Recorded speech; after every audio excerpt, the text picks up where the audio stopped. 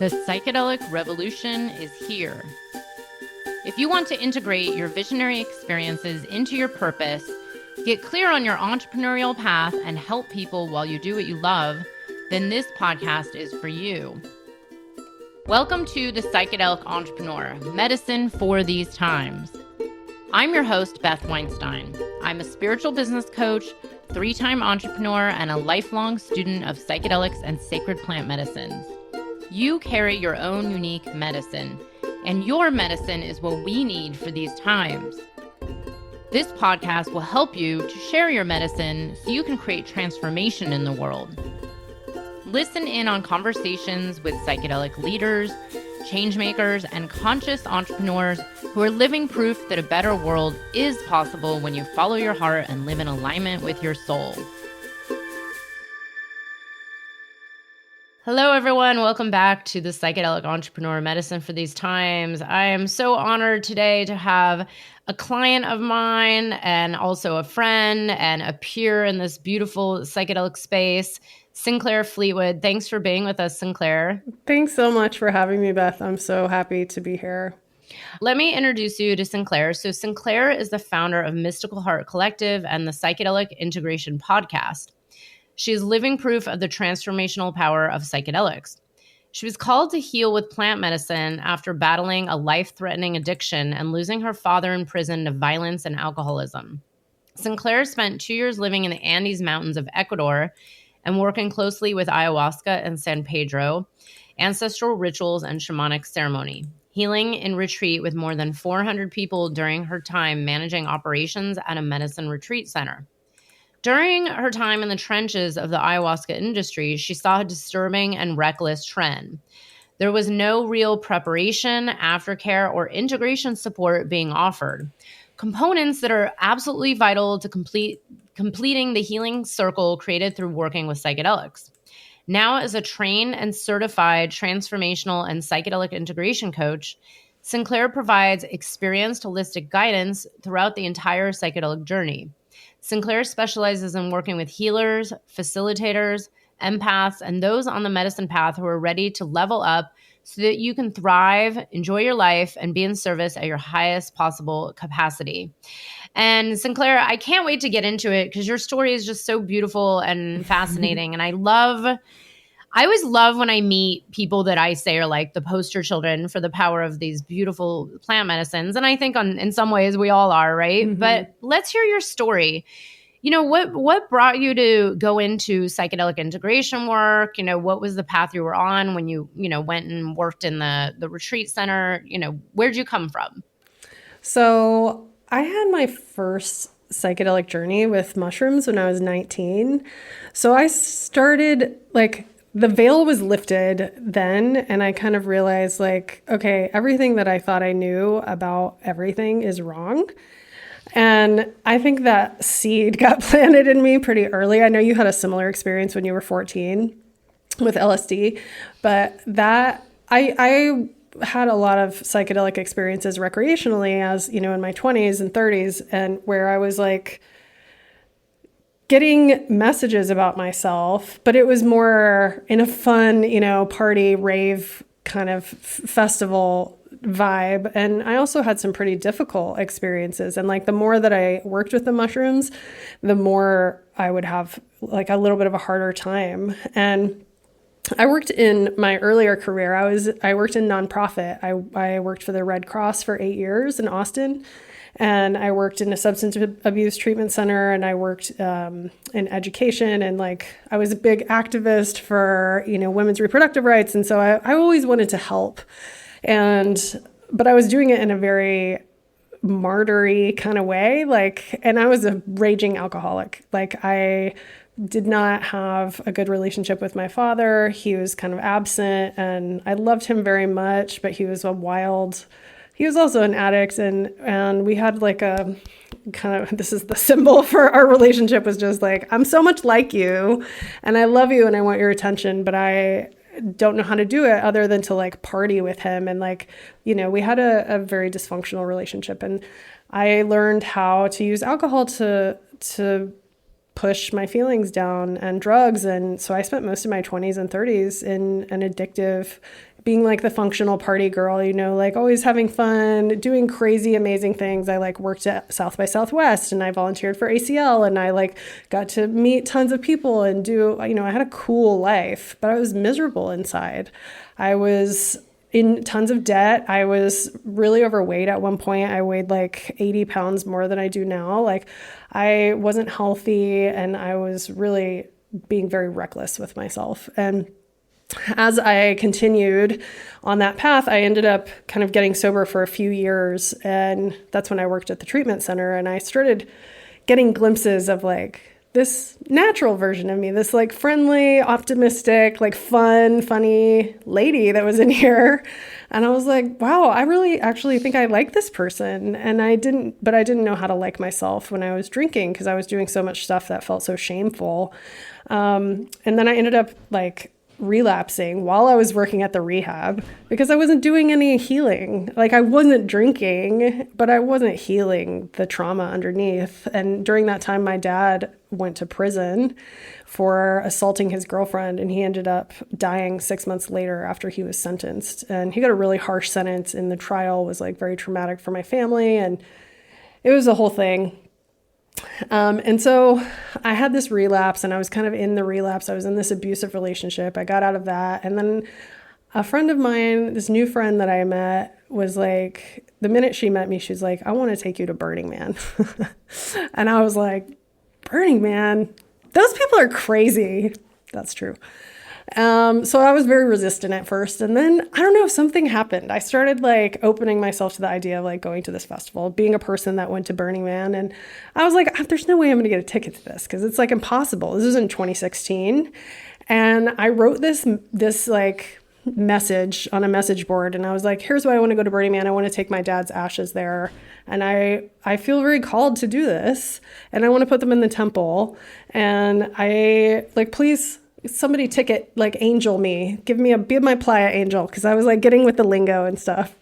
And this guy from Austin read this post and like sold me a ticket and just it like the synchronicities started happening. Everything just started getting really easy. I was like, okay, I think I'm really meant to go do this. And so in 2016, I went to Burning Man and I was working at a nonprofit in Austin at the time, and I really hated my job and I was really sick. Like I was having a bunch of health issues and I just was like, whatever, I'm going to the desert. And I went to the desert and something happened to me there with mushrooms and MDMA and just being in an environment where I could radically be myself. And I had never been around people that were so comfortable with their weirdness and like so open with their creativity. And I was so inspired and like, it was so hard. It was just so physically hard.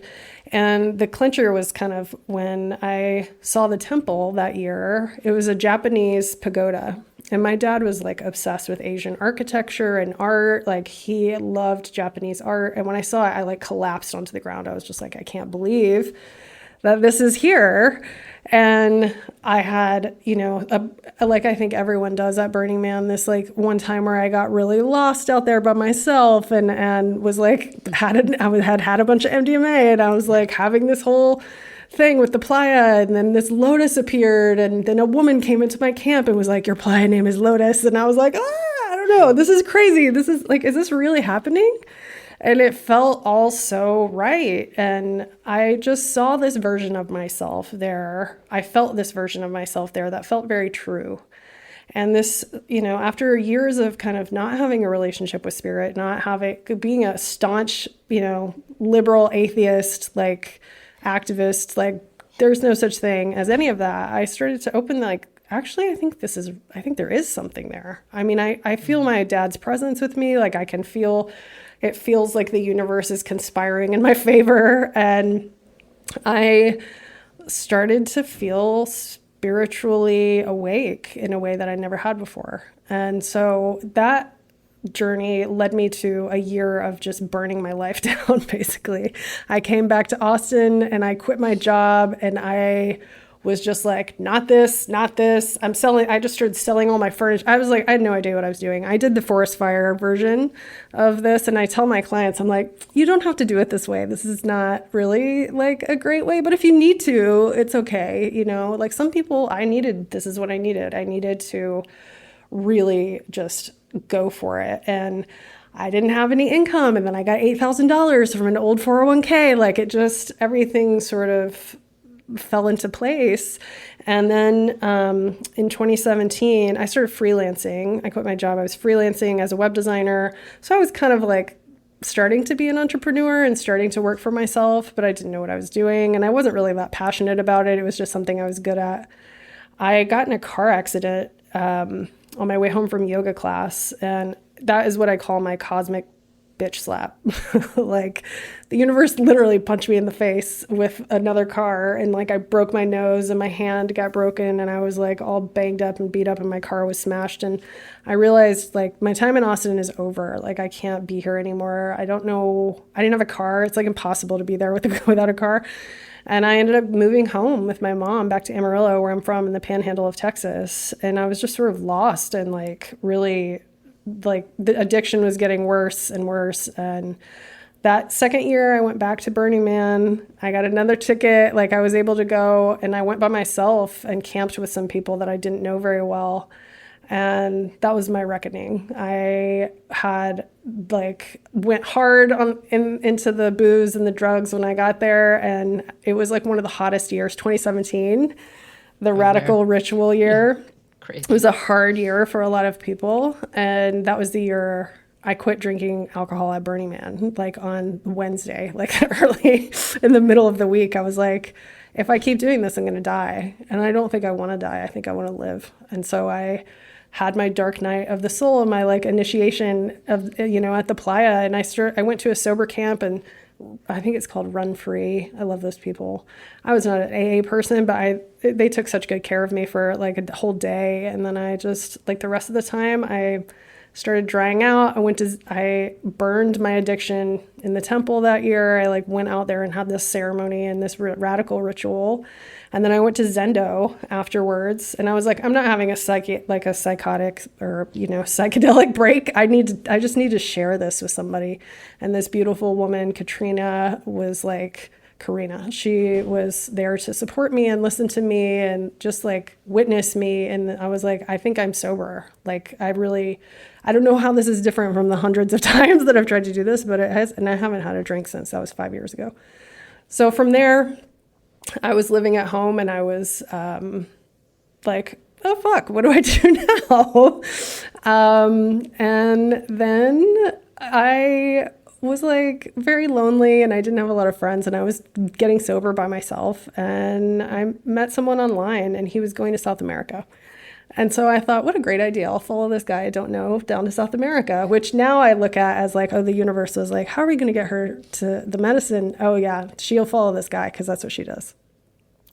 So I ended up going to meet this man, and he was like an adventure man. That's what I called him. He like hiked and climbed things and stuff. So he was going to climb the Inca Trail to go to Machu Picchu. And I was not a person that had done that kind of thing, but I was like, oh, sure, I'll try it. This sounds fun. No, this was not good for me. I got very sick. I got food poisoning and altitude sickness on the first day. So I spent one night up there, and I became like violently ill, and I had to climb back down, like walk back down the mountain by myself with this like angry Peruvian Sherpa who was carrying my stuff. And he's like, you need to pick up the pace. And I'm like, I'm literally like puking, and I have poop in my pants right now. Like, please be nice to me. And I had this hallucination or like vision, and ayahuasca came to me out of this mountain and was like, are you ready to stop doing this? Are you ready to do something different? And I knew it was her, and I knew of her. I had known of these medicines, especially since I had been down there, but I had no plans to do anything with it. And I was like, okay, well, yes, I think I'm ready, but not in Peru because this is like too intense. So the guy that I was with, we ended up going to Machu Picchu, and he came back down. He broke up with me on the bus back to Cuzco. And his father died while he was up there. So it was this crazy convergence of like, I don't know what was going on, but he had to leave. And so I ended up in South America by myself with no money. And I had this, like, I had to get to Arequipa. And then, so I'm traveling alone in South America. It's my very first time to do that. I had traveled in Europe alone a little bit, but not, South America is it's a different vibe. And I ended up in Ecuador. And as soon as I got there, I was like, this place, this feels good. It's like, the vibe there was my vibe. And I said, this is where I want to drink medicine. And I turned 40 in Ecuador by myself. And on my 40th birthday, I was like, I'm making a promise to myself. I'm going to spend the next year healing myself and focusing on myself. Like, no more dating, no more craziness. I want to stay sober. I don't want to go back to that. And I want to take this and I want to know what this medicine is about. So I booked a medicine retreat and I left and came back home. And then I was like, I'm just going to travel. I'd gotten a bunch of money from that car accident. So I had the ability to like go travel. And instead of like saving it and buying a house or something, getting a job, I was like, no, I'm going to go to South America and do whatever. And I don't have a plan. And that was my first time to ever not have a plan. I was like not a person without a plan. And I went to the retreat and it blew me open. It was San Pedro and ayahuasca together were such a perfect combination for me. And receiving it from the teachers that I received it from, who I still work with now, just everything like made sense. And it was sort of the key to this lock of myself that I had been trying to find for so long. And as soon as I finished that retreat, I was like, this is something that I want to help other people experience because it's just it's so good. So that's how I ended up getting to the medicine. And then I stayed as a volunteer for a little while and they offered me a job at the center. And so I kept traveling, went back to Burning Man one more time. And then I went and became a manager at this place. And by like the third or fourth month I was there, I was like running the whole place. Yeah, your story is really incredible. It's so funny. I've never heard the whole thing. I've heard bits and pieces, and it's actually quite similar to mine. You know, it was like numbing and drugs and alcohol and, you know, like pretty much like self-healing, you know, which is definitely challenging, doing it by yourself, kind of on your own, like path, taking initiative. But, you know, there you go. It's like you're living proof that is possible. But of course, you know, it is a lot easier when you have support. Now, I'm curious, you know, when was the point where you decided, because again, your story is very similar to mine, where I was already coaching people, and then I started noticing within medicine communities, including like the one that I'm kind of regular at, where there was like not a lot of actual integration happening. I'm like, why is everybody having such a hard time making real changes in their life? Why, you know, because for me, I was always able to just like keep going. And a lot of other people would stay stuck in loops. And that's when I noticed like something's off here. I'm curious, you know, what happened to you where you decided, you know, I want to maybe start a business with integration support and coaching and helping others? So I worked as a manager at this retreat center, which I actually never really say the name of it because it was a really difficult experience there. Like the medicine work was so powerful, the people were amazing, but the owner was pretty abusive, and it felt really bad there after a while. And I did not know what integration was. I was working in a retreat center that did no integration. And there was really no preparation either. It was just sort of like pay your money online, like they don't interview people, whoever come, you know, there's some screening questions. But coming from a nonprofit background, I just started seeing like red flag. And I would ask questions and I would get shut down. And then I started getting in trouble. Like I was like the troublemaker, of course. This is what always happened to me. I was always making trouble, being like, this isn't a safe way something bad is going to happen here. And then we started having like a guy tried to commit suicide during a retreat. And that was like early when I was there. And then another guy who was a former guest had a psychotic break and flew to the center and just showed up there. And he was in a cocaine-induced like psychotic break. And there was no plan to take care of him. There was no medical, treatment or anything in the city. Like they didn't have a therapist, or luckily there was a psychiatric nurse volunteering with us, but the plan was y'all just babysit this kid and his family's going to come and get him. And I was just sort of appalled at this. Like, I did not understand how you could be giving medicine to people and have so little concern for what happens to them afterwards.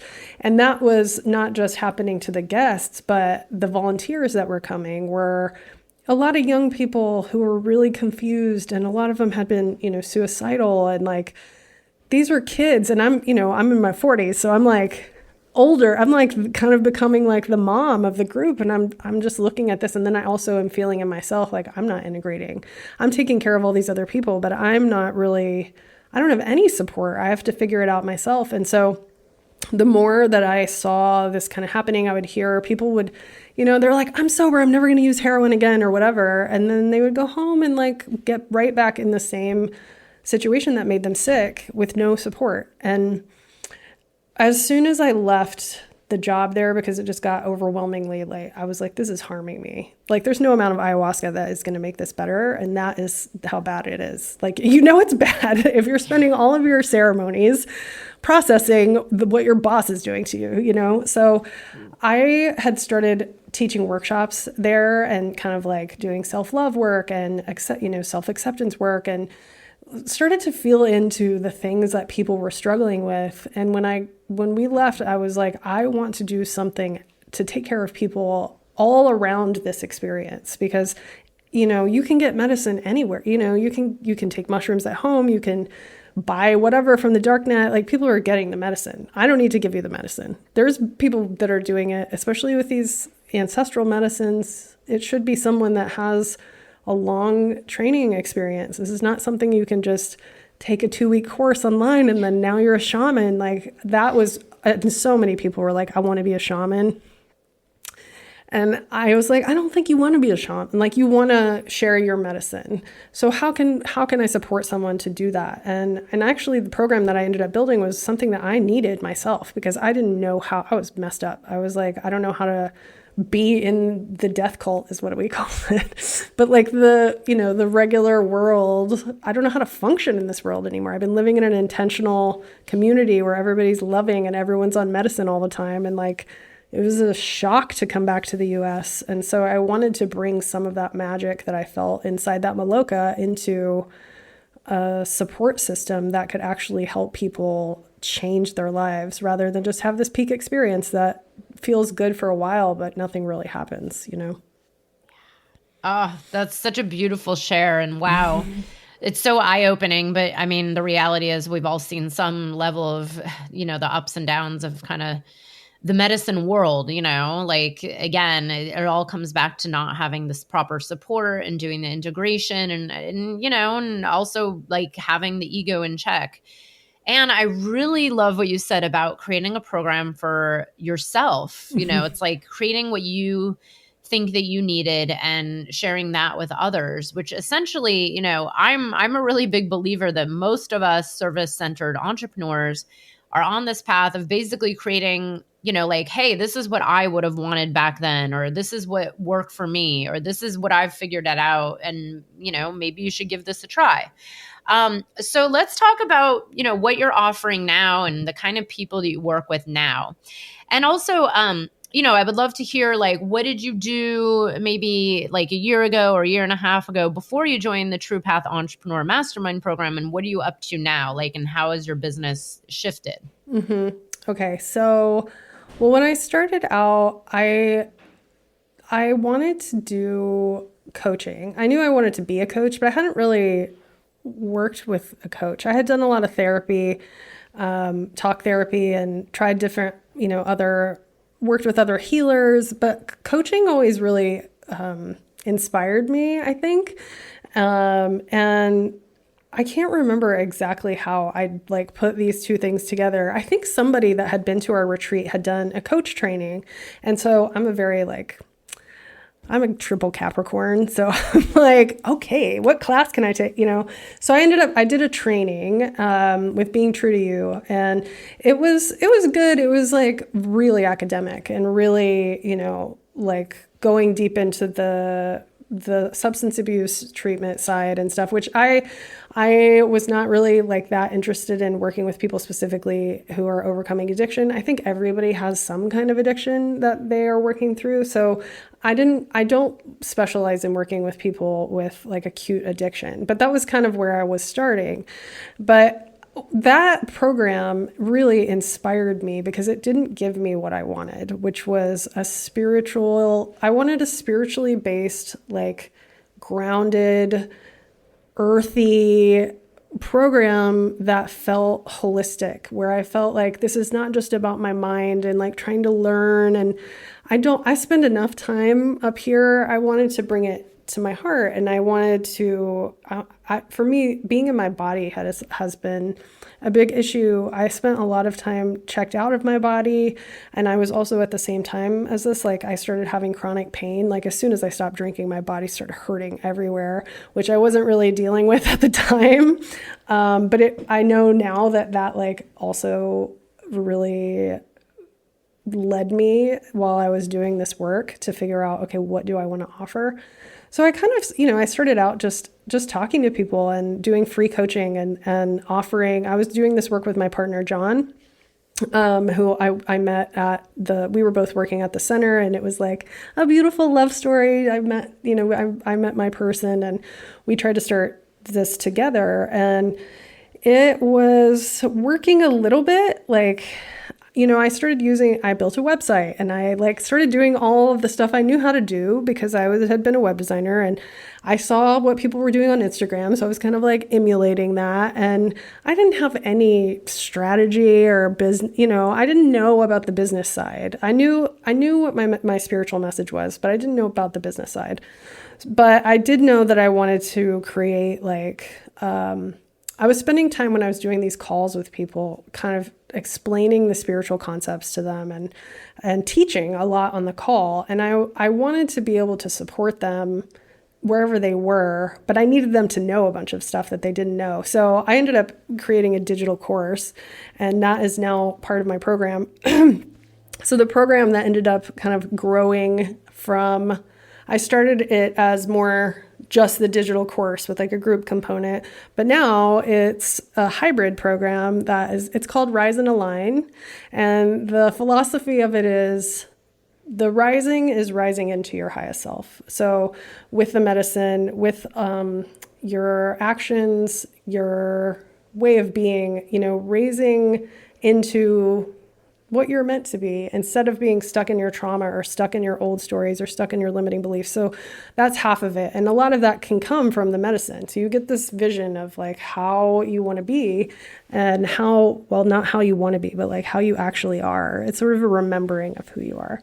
So that's the rising. And then the alignment is all of the stuff to keep yourself there, to stay heart-centered, to stay on this path, because it's so easy to just like have the peak experience and it propels you for a while. But then if you're not like getting support and having really a strategy to take you through all these different seasons of the integration experience, because everything is integration. It's like everything is integration. Everything that is happening to you is this teacher for you, and shifting your perspective to see it like that instead of like being in a victim mentality, like that was a big one for me of like, oh, everything bad is always happening to me. And I'm like, now I'm creating this because that's what happens until you learn your way out of it.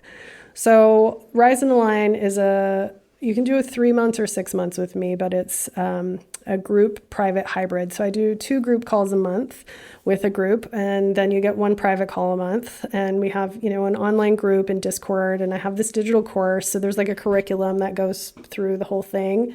And I really created it for people who are in service and that doesn't necessarily mean they're like working with medicine. Service is so many things. You can be a plumber and be in service. I have a palliative care doctor that's one of my clients who works in a cancer.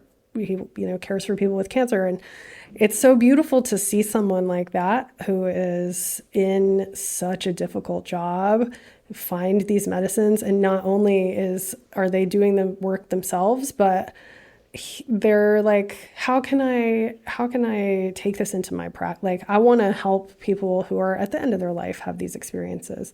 And then I have, other clients I've had a nurse who was like a manager of a big poison control center. And I've had lots of different service people who have nothing to do with psychedelics. But the service aspect for me is really big, because I think there's so many of us that care and that want to help and want to help the world, like, unfuck itself, I guess is the word. But we're so stuck in our own crap that we can't do what we're here to do. And so you have to start with that first, right? So this work is about you. It's about the service work will come, and the business will come easily when you do the work yourself. And you have been my biggest teacher on that. Like, I thought I was getting into your mastermind because I was going to learn how to get clients and like make more money. And what I got was really a spiritual teacher. And that's exactly what I needed, because I had it all wrong. I was like, well, I need to do. I need to do this. I need to do this. And instead, it's actually, I need to be different. I need to like be myself. And, like, that really helped me so much more than, you learn a lot of business stuff in there, and I needed that too. Especially, I love, your heart research process has been, I'm planning to do it again. I love doing it. It's so fun. But the techniques are important. But if you're doing those techniques from a mindset of the old way, or, the old kind of hyper masculine, like hustle way, it's not going to work. So the mastermind is a beautiful place to have a container with other people who are going through the same thing as you in all these different beautiful ways. And we all have been able to, I love our group so much. We've all been able to just like do all of this together, and people are really like, so much is going on in there. Everybody's moving and people getting different jobs. And it's just like been amazing. I love it.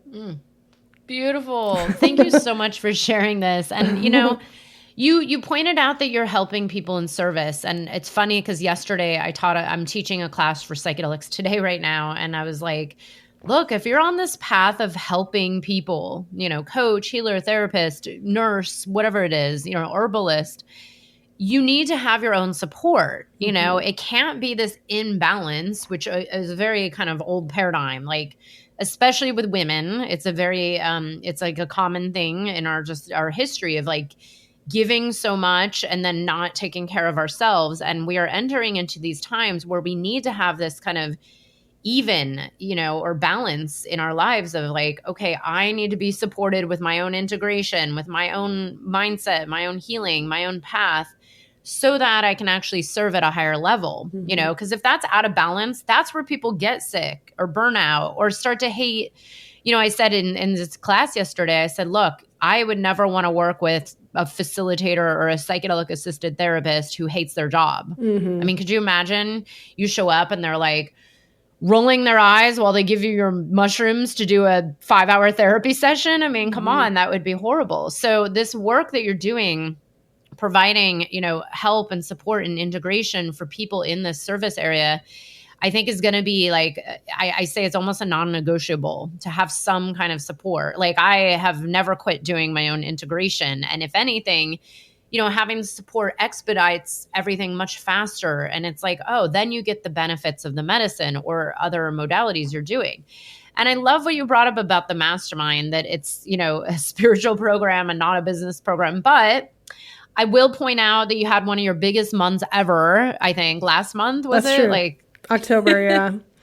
Yeah, that's what I'm saying. It is like, there is all of this business, stuff like the sales process. That's really the main reason I ended up joining, because I knew I was a little bit ahead. Like, I had been doing it a while. I have a pretty good, marketing idea. I'm a good writer. Like, I knew I had an email list. I had all of this stuff.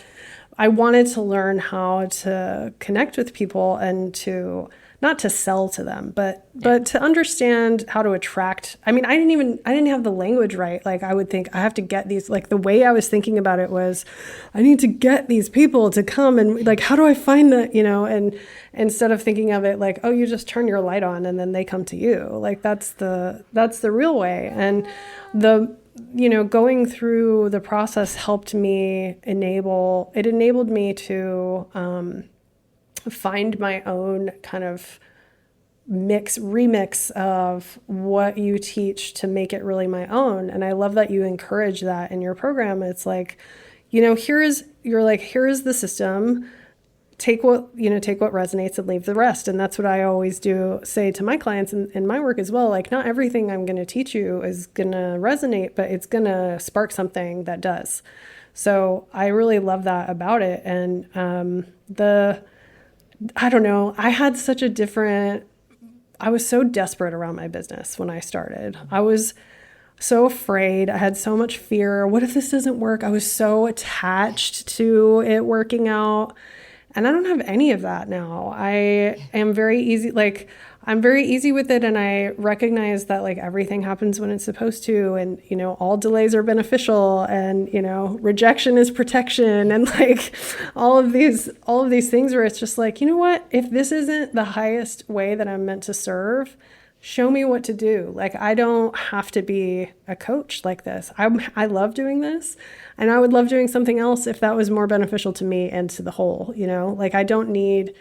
The attachment is gone. And that's the part that makes you feel, all clenched up. And like, people can feel that. Like, you don't want to work with someone that's like afraid of where their next money is coming from, or afraid of, what if I do it wrong? And now I'm like, I can't do it wrong. There's nothing, the people that come to me are here because we have a soul contract, and like, we're here because I'm meant to help them and they're meant to show me, because I think the client relationship with the coach and the coachee is a symbiotic learning relationship. I mean, I call my program a mentorship because I get just as much out of it as the clients do. I love working with people, and I love seeing this work through their eyes, and how it's just so beautiful to watch people break out of their limiting beliefs and like bloom. It's so rewarding.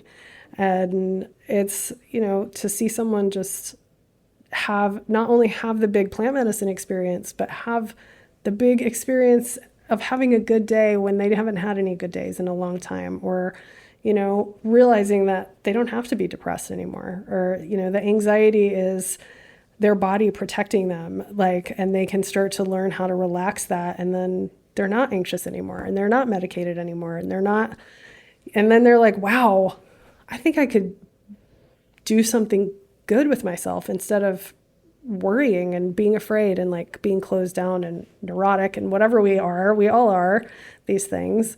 But you have to work on yourself first, and then the service comes. I think one of the biggest things that I see that I did myself was I jumped into service.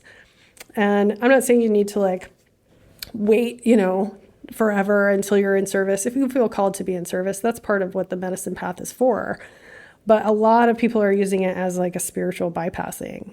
They're like, well, I'm just going to take care of all these other people, so I don't really have to focus on myself. And I see that in business where people are like, well, if this is going to help my business, then I'll do it. But I would never invest in myself, like, because I can't tell you how many people I've talked to who are like, well, I'm starting a business, so I can't afford to do your program because it's not going to return my investment. And I'm like, it is, but what? Okay. Like, that part is it's rampant. There's so many people that are like, well, I'll just turn this into a career and that's how it'll fix. And I'm like, that path sucks. Like, don't do that. They'll also learn the hard way, right? Yeah, Like, it takes forever too. It's like, takes so much longer to do it like that. I just kick myself. I'm like, God, you wasted so much time. But then I'm like, no, that was how long it needed to be. It's fine. We all did. Yeah, exactly. And you just said so much gold. And I just want to point out that you have come such a long way. And this is what makes me so happy. It's like, yes, the money is nice and the business is nice. And, now you've already added new offerings to your business, which is also so exciting. It's like you're expanding like so much from just a year ago. And even more importantly, you said it, it's like the way we start to become embodied in our way of being. And this is one thing I said from day one is I will never be the cookie cutter coach that's like, here's my formula, go use it.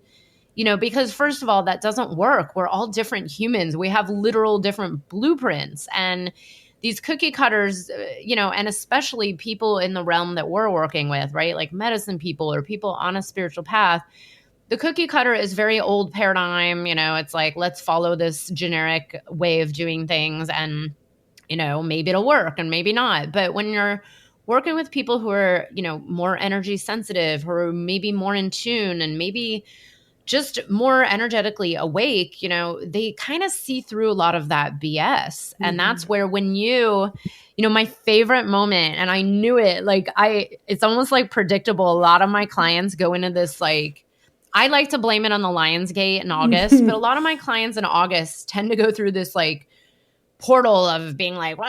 And I get it because I go through it a lot. It's like at least once a year, there's a point where I'm like, oh my God, I'm just going to quit, or I hate this industry, or why am I doing this?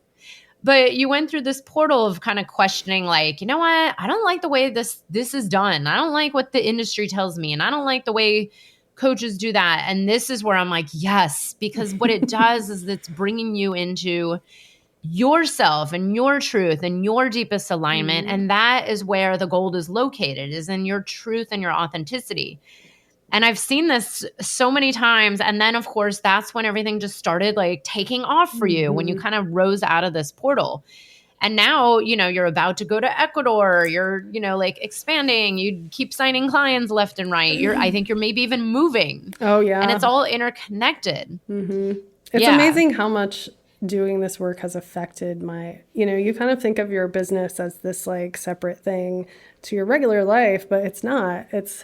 The business is the spiritual path. It's the medicine path. And if you are called to be in, any kind of support around the medicine work or healing or, any spiritual business, it is your path. Like your healing will happen in your business. It's not this like separate thing. And we just think of it, the way that we think of it is so masculine, and we have to, like you said, bring it back into balance. And I've gained so much. I have always been very strong in the masculine side, like Capricorn. I'm good at I'm good at following directions and being inspired and creating things and doing it even my course was like I wanted there to be some tangible exercises and worksheets and all of these support things.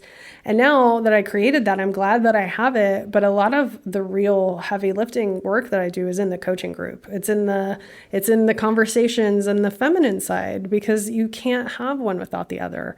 You can't just do the meditation. You can't just do the journaling. Like all of that stuff is good, but it's not where the shift is happening. The shift is happening within you in this very intangible way. And I think those things help, and because they give you somewhere to put your attention, but it's not the formula that someone is teaching you is there to inspire you to do whatever it is that you need to do. And I think that's something that a lot of us, that are creating spiritual businesses have in common, is this lack of trust of ourselves, because we've always been trying to fit into, the square peg into the round peg into a square hole. Like it doesn't fit. And so you've tried to make yourself fit. And when you don't fit, you're like, well, there must be something wrong with me, or maybe the way that I do things isn't right. And I've seen this in the mastermind a lot. There's a lot of really unique, different kinds of people in there that have completely different ways of experiencing the world and speaking. And that way, however you are, really, truly, when you're being truly authentic, someone needs that. Like someone needs that medicine, specifically your medicine, the way that you are, not the way that somebody else is telling you to do it. So, but you also need the guidance of the coach to like help you figure all this out, because it's really hard to figure it out on your own. So I don't know. I didn't, I was terrified to join. I knew I wanted to join. Like, I've always felt very attracted to your messaging, and like, I just love, like, I love you so much. You're such a great person, and you're such a great coach, and you give so much to the people. And like, your mastermind is like your baby. Like, this is just your, you hold us and you take care of us. And to get to spend all this time working with you has been such a gift that I gave to myself. And I didn't know what was going to happen. I was like really scared. It's hard to make big investments. And I tell people who are interested in my program, I'm like, yeah, this is scary on purpose.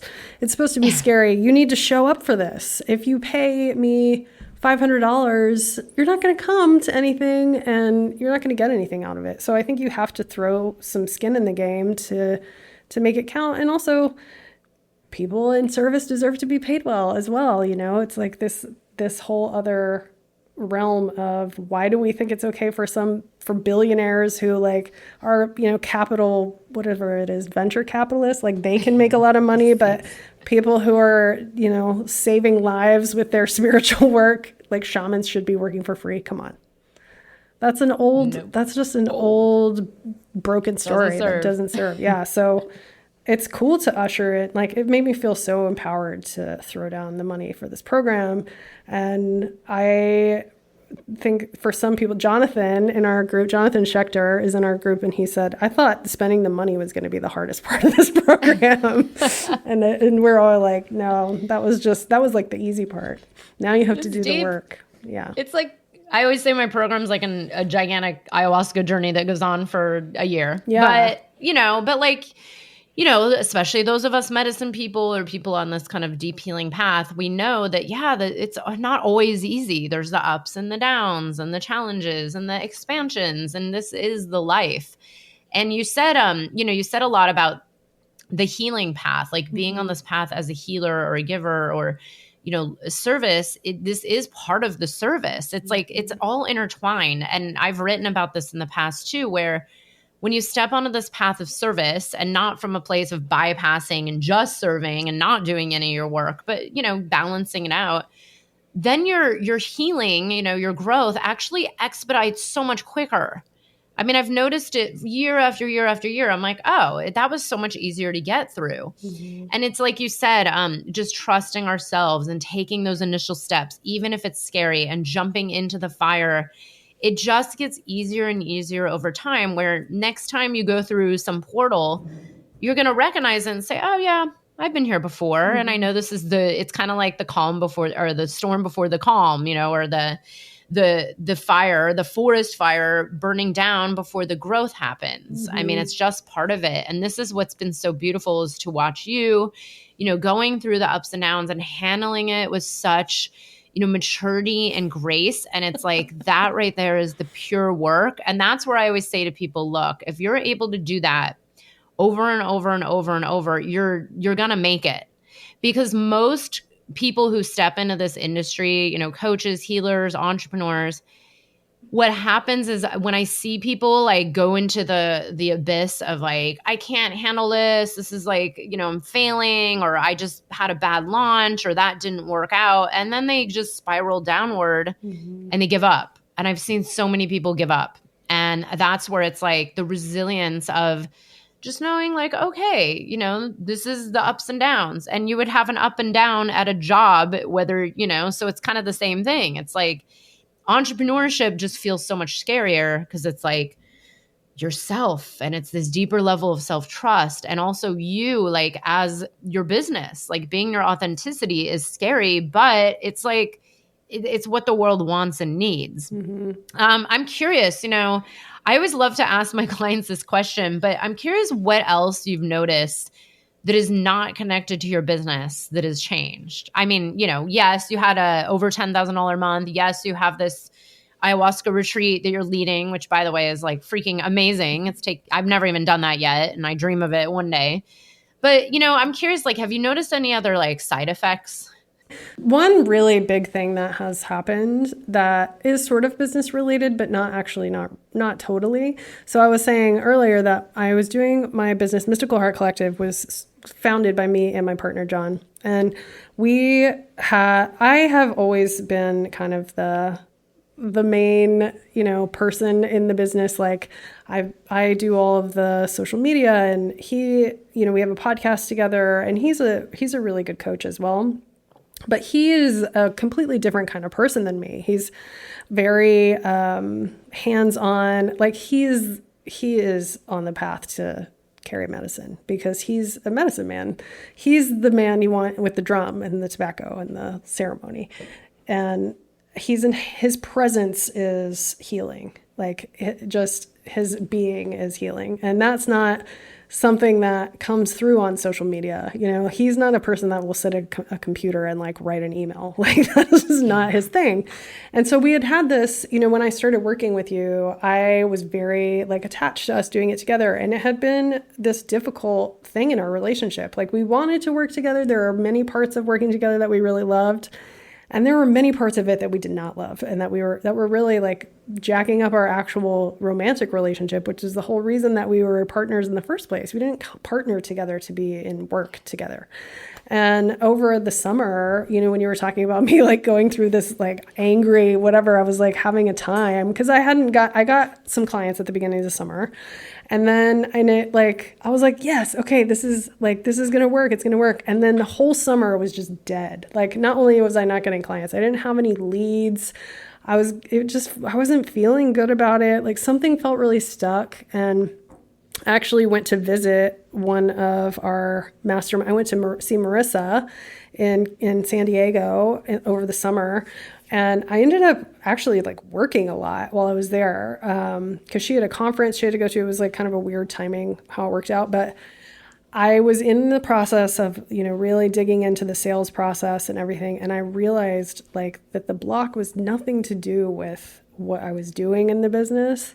It was John. It was me and John. And I had been feeling this, like, I need this to be mine because it is mine.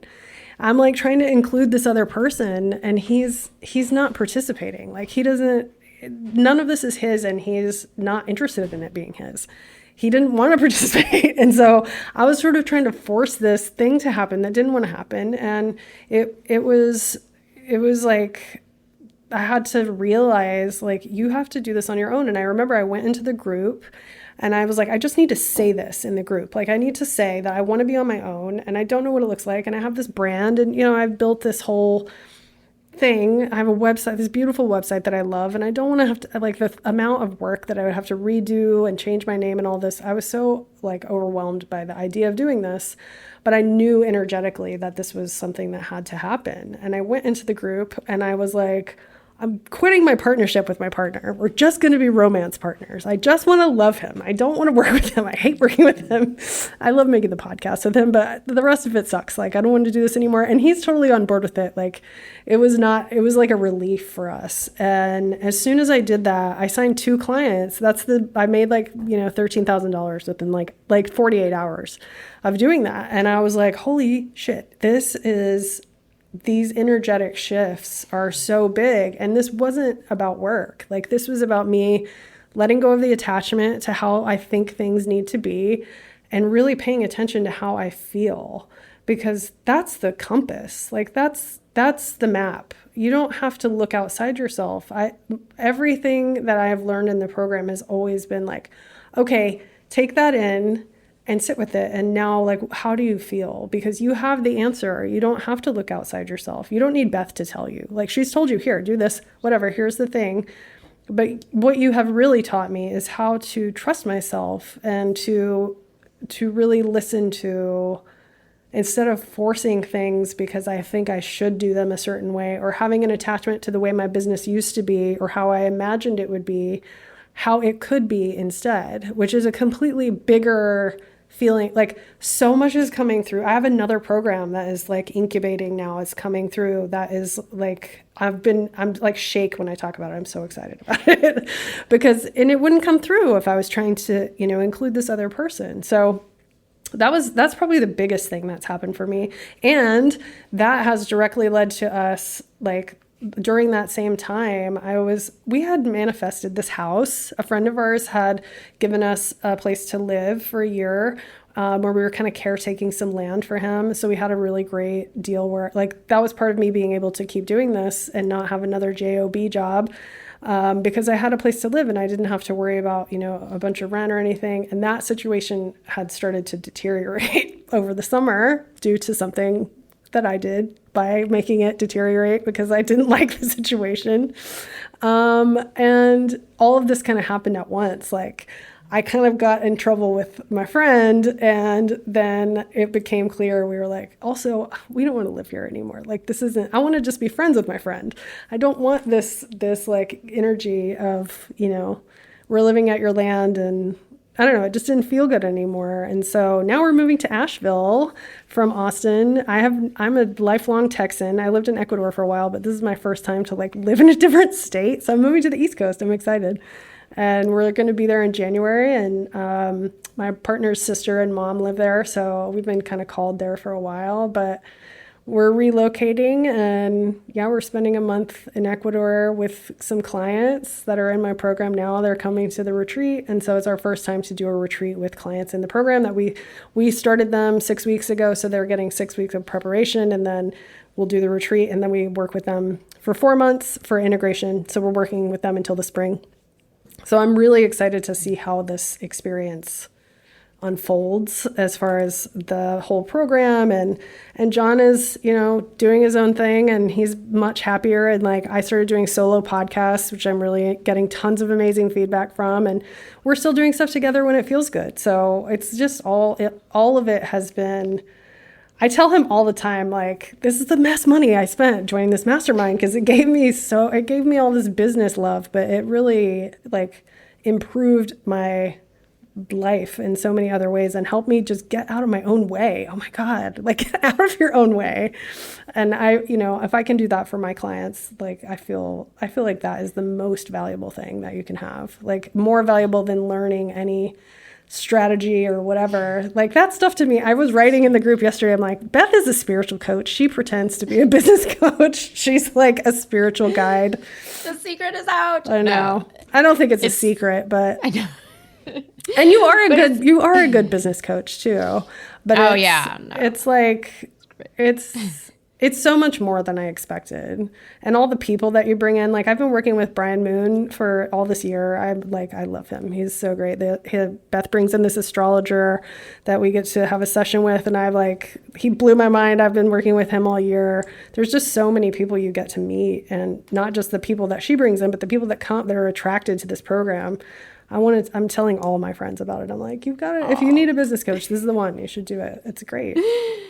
Oh, thank you so much. No, I love this because I'm like, I actually for years have been saying, well, I'm kind of like a open your heart coach in disguise, but you can't market that because that's, it's one of these things where it's like people don't see that as the issue. But really in the end, it's just like you said, like this deeper embodiment of yourself and trusting yourself and tapping into the feeling of like, okay, what is it I want and what feels good? And having the coach there to help you make it a little more effective, to learn.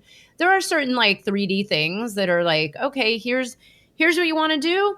Here's how you make it more effective. Mm-hmm. Here's what's coming through your channel. Here's how you make it effective in this kind of 3D world we live in today. Mm-hmm. And that's kind of where, over the years I realized I'm like, the business stuff only goes so far. And to me, the quote strategies and the kind of tangible business stuff is actually the easiest part. The hardest part is like what you've gone through is really realizing like who you are, what you want, not being, like speaking your truth unapologetically, like without any care or concern, and just knowing it's like, here I am in this pillar of light. And that pillar, when you start to just embody like who you are and your authenticity, everything around you starts to shift. And yes, then that's where the people that are meant to be with you will attract in towards you. But that is the hardest thing to get to. And I get it because I still go through it at different levels, mm-hmm. But it took me many, many years to just be fully in that place of like, oh, I'm not letting these patterns run behind the scenes or the subconscious or the belief systems or, this old way of being. And I'm going to step into this truth. So, Sinclair, I want to leave us a couple minutes to talk about, what you have coming up. I know you're about to go to Ecuador, like literally next week. Yeah. You have these amazing programs. Like, there's just more and more that I've noticed happening in your business over time.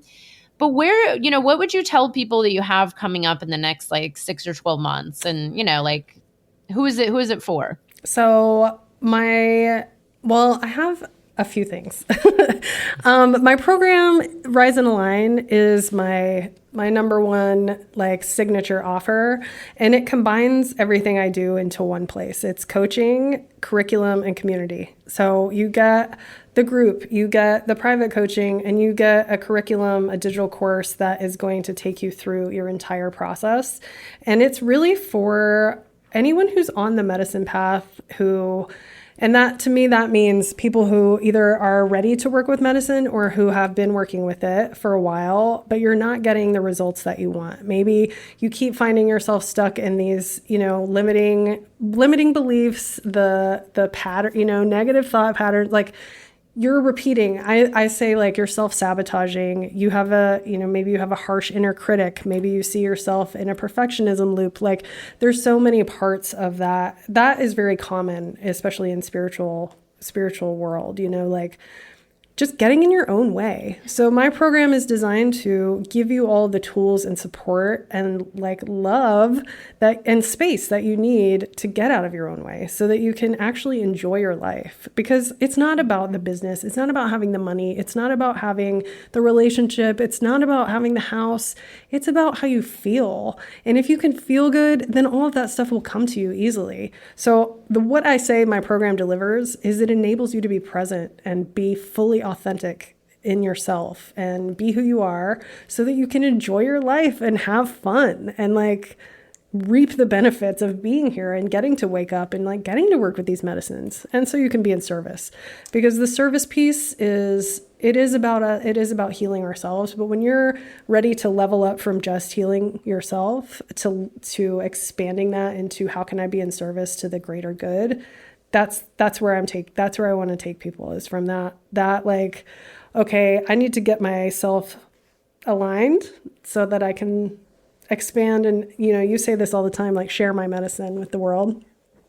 So that program is open all the time. I don't have a start date for it because I like people to come in at different times. So there's people are at all these different phases, and it's really helpful to see someone who's been in the program for 4 months or something and like, what are they experiencing? And I actually did this because of your mastermind, how people kept joining. And like, it was really cool to have new people come in, for a few months at the beginning.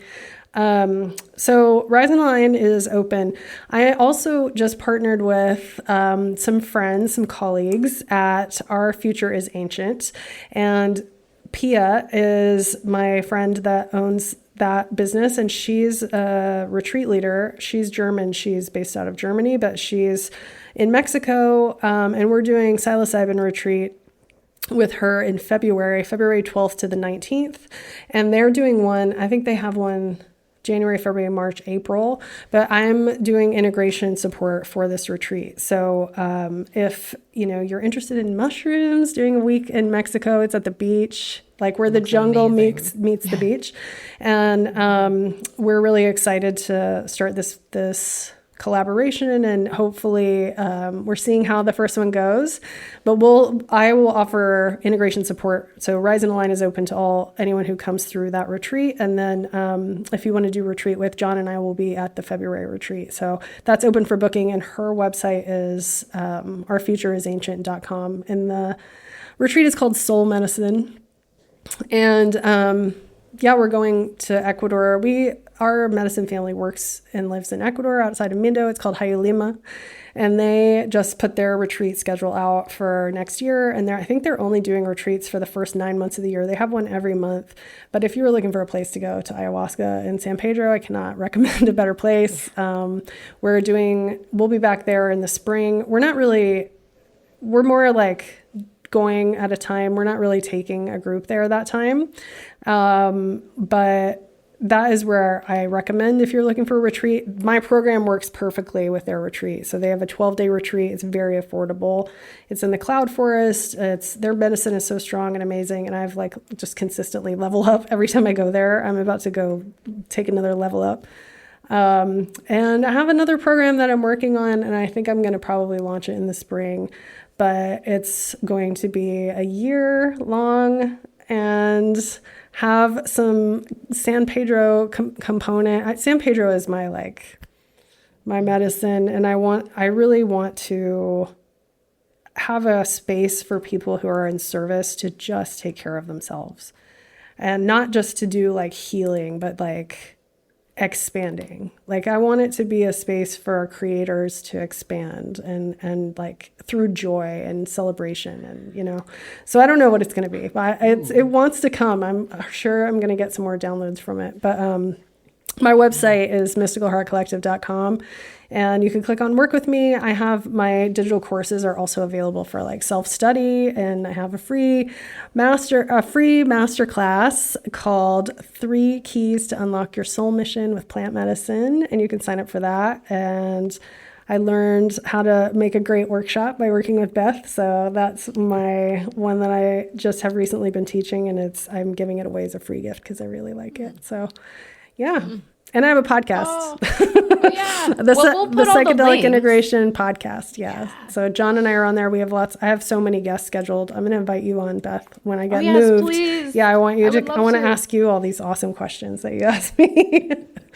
But yeah, that's what's coming up. All your links. Mm-hmm. Yeah, and we're going to have the links, including the psilocybin retreat in Mexico, which, by the way, looks amazing. So we'll have all that right here in the show notes for everybody to look at. And check out Sinclair's work. I can't wait for this new program with San Pedro. It's funny because there's been 3 people in my field in the last like 6 months who've mentioned something similar, but nothing's official yet. And I'm like, but I do believe it's also a very important medicine for these times that we're in, especially as you said, the healers, the caretakers, to learn how to really do it for yourself and love yourself and be in service to yourself, so you can serve the world on a higher level. Sinclair, this is incredible. Aww. I thank you so much for, first of all, coming on here and sharing your voice and your truth and doing this work for the world, but also thank you for trusting me. Thank you for trusting this community. And, it's just been incredible. I agree. It's like such an amazing group every time. It's just every time I'm blown away that this is like a group of people that are serving this planet that are just so high level and amazing. And so thank you so much for showing up for yourself, for the group, for trusting yourself and showing up for the world, because the world needs you more than ever right now. Thank you. Thank you. I wish that we could stay in the mastermind for like another year. I'm going to be really sad when it's over. We'll figure something out. Yeah. I keep having this dream of like creating a retreat that we all just meet at, but I'm like, oh my God, one of these days I'll get around to this. You're a busy lady. You got a summit. I know. I've been talking. My friend owns a beautiful retreat center, and I've mentioned this to her for like 2 years, and I'm like, no, maybe next year. And then they're like booked up. I'm like, well, maybe we should create a Burning Man camp and go to Burning Man. Oh yeah, that's actually, I literally said that to my friend this weekend. I said, we're doing like a medicine camp, but I don't know who's doing it. I just said it exists. Let me know. I would love to. I haven't been back since 2018, and I was like, I'm gonna go this year. I'm ready to get back out there. I haven't been since 2017, which was also my dark night year as well. I just didn't quit drinking that year, but I went through everything else. That was the ringer. Well, thank you so much, Beth. Thank you so much, Sinclair. Great having you here. I hope you enjoyed the episode. If you're feeling inspired, I'd appreciate it if you showed your love with a review. And check out my YouTube channel where you can find the video version of this podcast. You can also head to bethaweinstein.com to learn more about me and grab my free business growth trainings. Remember, you carry your own unique medicine, and your medicine is what we need for these times.